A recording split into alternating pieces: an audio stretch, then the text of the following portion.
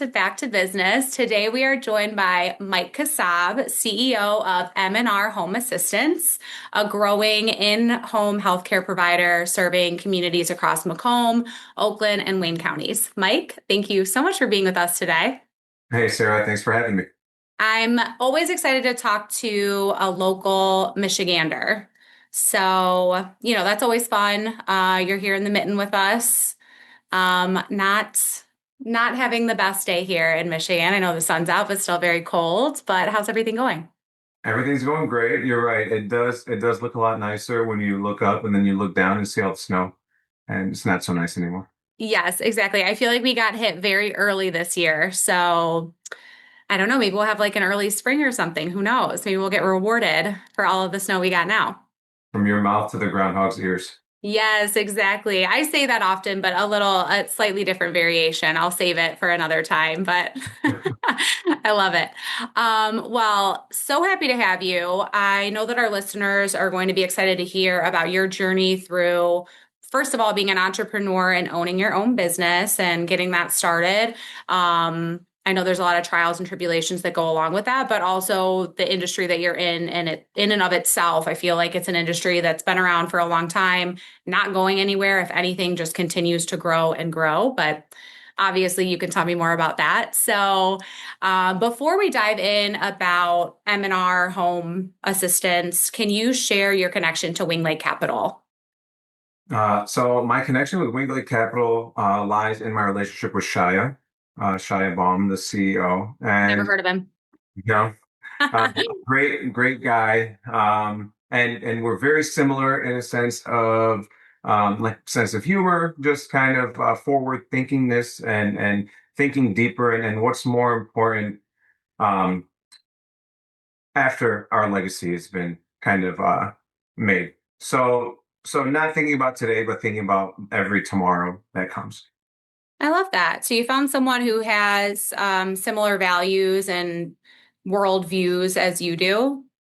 And it sounds like it brought the two of you together, which is great. Yeah, it did. And then I got to learn more about Wingate Capital, and you guys are awesome. The entire team. So except for Sarah. Thank you very much. Except for that Sarah girl, trying to get rid of her as we speak. That's awesome, though. I'm so happy to hear that. I feel like networking is such a great thing, especially when you can meet people from different industries in the same kind of general area, and just kind of see where those relationships lead you. So that's awesome to hear. I'm really happy you've had a good experience with Shia and with the team here at Wing Lake. That's a beautiful thing.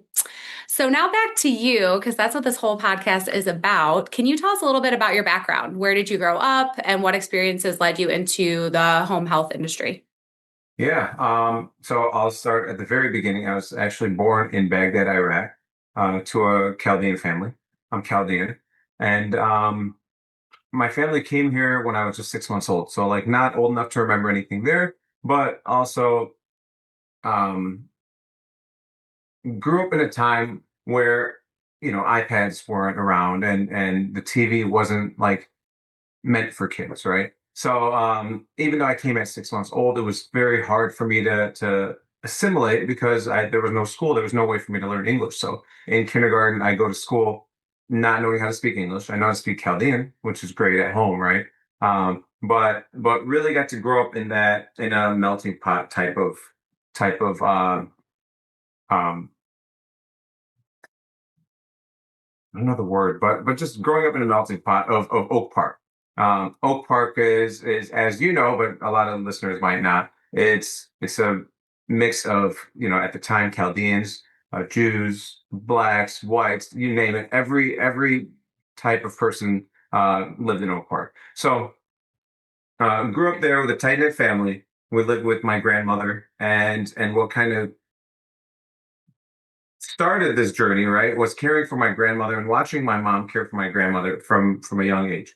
And this program that I'm a part of today actually existed back then. And my mother was a paid caregiver to take care of my grandma. Wow, that is beautiful. Thank you for taking us back to the beginning, little baby Mike coming over here, and getting to experience like a really wonderful cultural melting pot from a young kid, like from a young time in your life, and seeing an elderly person being cared for by your mom, like I'm sure that was very challenging, but it's a beautiful thing that that inspired what you've built up and the legacy that you're working on today. Um, we, I was on a call not too long ago where home health was the topic of discussion, and someone had said, "Oh, yes, like I have experience with this." And it's always so sad, to hear that, but it does touch so many lives. It's like such an important industry. And fortunate that your mom was able to care for your grandmother like that. So thank you for For sharing sure. that with us. Um, and then to go back with starting the business and starting M&R Home Assistance, what gap did you see in home care services that made you feel that you could build something better? Like what were maybe some gaps that you were wanting to fill, or a niche that you wanted to provide, or just maybe you just thought there needed to be more? Yeah, so I'll go back to my mother being my grandmother's caregiver, right? So she's the biggest inspiration behind this. So from a young age, she was always like, "Hey, I really believe in you, and you're worth so much." And it's like as a kid, you're like, "Yeah, everyone's mom says that, right?" So, but then watching how she was with my grandmother at the time, and watching her kind of put parts of her life on hold, right? Like you already came to America at an adult age where you've basically said, "Hey, I'm going to put my life to the side and I'm going to give my kids a better life." Right? Already doing that, and then having to put whatever little bit you had left also to the side to take care of your mother, just kind of inspired me to want to help people that have that burden. And I don't want to say it's a burden like in a bad way, right? Because it's not. It's a beautiful thing to be able to take care of your loved ones. But being able to be the middleman and facilitate that care and help people live their lives and also care for their loved ones, I think that's the gap that I really wanted to come in and fill. And we've done a pretty good job at that. Yeah, no, absolutely. And I think coming into it with the heart that you have and just that one-on-one experience like that you had with your grandmother and with your mother is really speaks for itself. For you going into the industry, you know what people are looking for when they have loved ones who need cared for. The level of respect and all of that it takes, and thought behind it. And being a caregiver is the most selfless job that anybody could take on. And your mother sounds like a wonderful person. She's the best. So yes, no doubt about that. And she raised you. So, that speaks for itself. Thank you. Um, so let's see here. So you were inspired by the relationship that your mother had as a caregiver with your grandmother. You got into this business. You're put your heart and soul into it and kind of bridge that gap in the industry. But home healthcare is a highly regulated industry. So, what were some of the biggest compliance or licensing issues that you met early on in the business, or what were some of the challenges that you had to overcome? Yeah, so one thing I will say is because you're dealing with something that's government based, right? The government, as everyone knows, is super behind and super slow. Um, and it took me 3 years until I got my first audit, right? And that's one of my bigger concerns now, which I'll get back to later. 3 years later, I get this audit, and I know I've done nothing wrong, right? Care has been provided, and everyone's been paid, but um,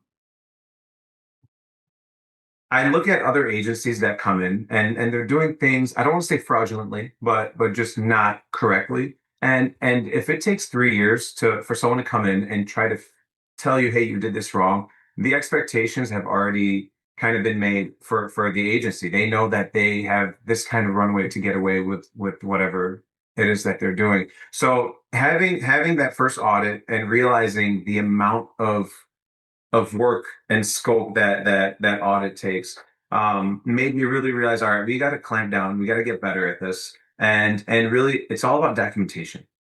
State of Michigan right now is starting in 2026 to implement something called electronic visit verification. So what that does is um, let someone clock in and out on their phone, and it geotags where they are when they do that, so that there's a record of all this care that's being done. So that'll eliminate a lot of paperwork, a lot of oversight, and I think is for the better. So a lot of it comes from government kind of regulation, but a lot of it on an agency standpoint, right? I'm keeping record here. So I need to be able to substantiate every single claim, every day of service.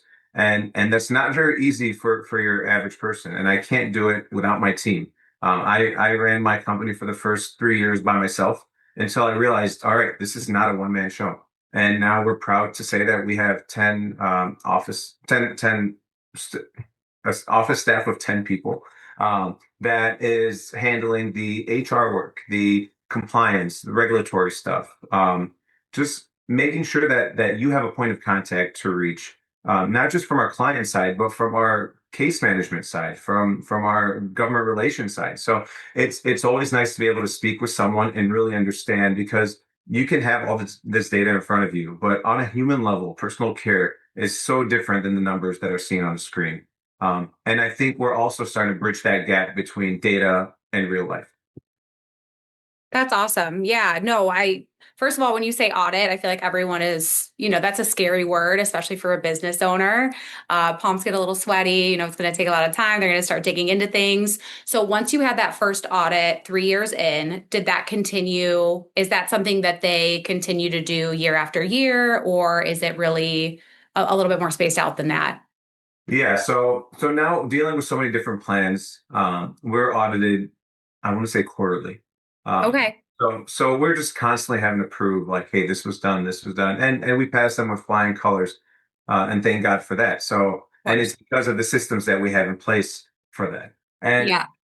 one thing I do want to just say, like, this is Medicaid and Medicare funding, right? So for the average person that's not involved in personal care or in anything healthcare related, it's you want to be able to know that your money, your taxpayer money, is being spent appropriately. So I agree that audits do need to be done, and things like this need to happen, and there needs to be checks and balances in place because for the average person, you want everyone to be able to go to sleep knowing that their money is being spent appropriately. For sure. And that's a great place. If you have to give money away, that's a great place, for the money to go from the government spend. And I know that's been such a big topic with the government shutdown back a few weeks ago. And that's always on the top of people's minds, especially when you're working hard. So much money's taken out of your paycheck, but to go to something like that, I think makes everybody feel good. Especially, the care is definitely justified and needed. Something else that you touched on that I want to go back to, aside from the audits, is delegating to a team. And I feel like that's for any business person that I've talked to, for all the successful ones, like that is what they do well is they delegate, and they realize that it's really hard to do everything by yourself. So I love that you touched on that. I love that you did it, for the first 3 years, you stepped in and took care of business, but as you grow, you've seen that it's helpful to have a team behind you. Yeah, for sure. They say it's hard to be a captain if you didn't have to scrub the deck. Um, Yeah. and I feel like those first 3 years were definitely a lot of deck scrubbing. Yeah, I can imagine. But now you know every facet of the business, right? Like you can instruct anyone, train anybody, and know that they're doing it the right way. So I think that's awesome. Absolutely. Great way to start. Right. And I know, so one thing with obviously the compliance, the auditing that you have to do, you want to make sure that the people that you're sending into other people's homes you can verify them, that they're going to be good, that nothing crazy is going to go on. And I know that's a big topic in this space. So caregiver recruitment and retention, I know is tough nationwide. What have you learned about building a dependable care team? So I know you have kind of your internal team there, but everybody who goes out into the field, what have you learned about that? What maybe tips would you have for anybody trying to enter this space? Yeah. I will say anyone who's getting into caregiving, they're not doing it for the money. Okay. I think that that's pretty standard. But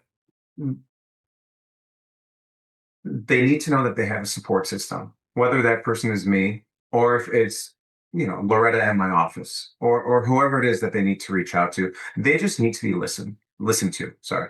And once they know that there is someone else on the other side of that phone that is listening and truly cares about what they're saying, then that's half the battle right there. Now, of course, there are things like wages and things like that, and PTO that people want, and they want to be able to know that there is security as well. And we try to offer that to the best of our abilities. But they just want to be respected, supported, and treated like professionals. A lot of times caregiving is looked at like, oh, you're a glorified maid or whatever. And that's not the case. Like these people, everyone has a mom or dad or a grandpa or grandma, right? And you want to be able to respect the person that's caring for them, and you want to make sure that they're also respecting the person that they're caring for. So I think the burden for us right now in retention is finding those people.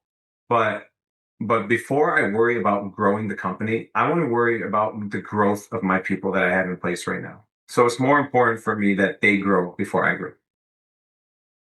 That's a great sentiment. I love that.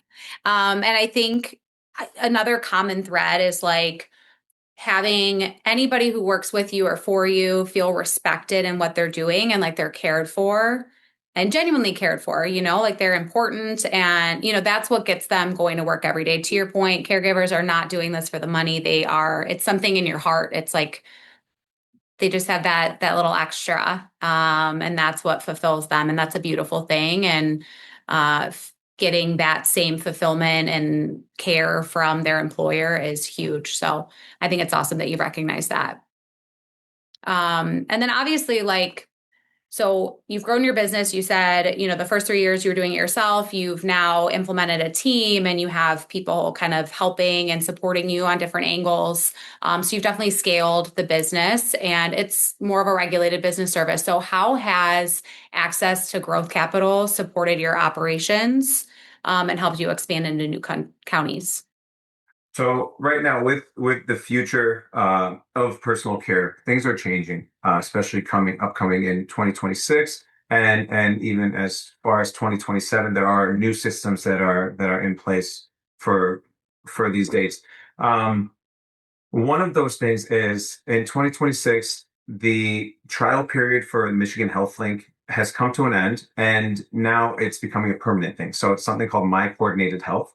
And I know probably anyone who's driven on a freeway has seen the huge billboards that say, switch over to Medicare Advantage plans, and you get this much whatever to spend over the counter. So those plans that were just Medicare Advantage are now being merged and they're becoming and the entire kind of coverage for individuals. So now it's not just like you have your Medicaid card, you have your Medicare card, or you have your card that covers your 20% or your WellCare, or everyone has so many cards these days. So what these changes are basically opening up the door for agencies like mine and like others to be able to take on a much bigger caseload.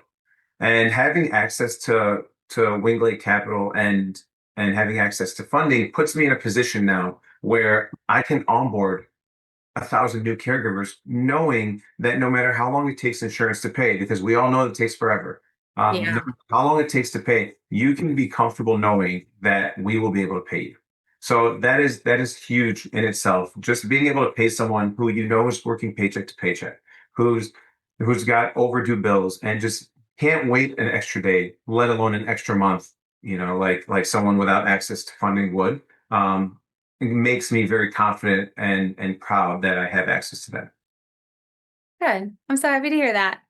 And yes, paying your people and making sure that they have that confidence and they know that there's stability and all of that is huge. So I'm really happy to hear that.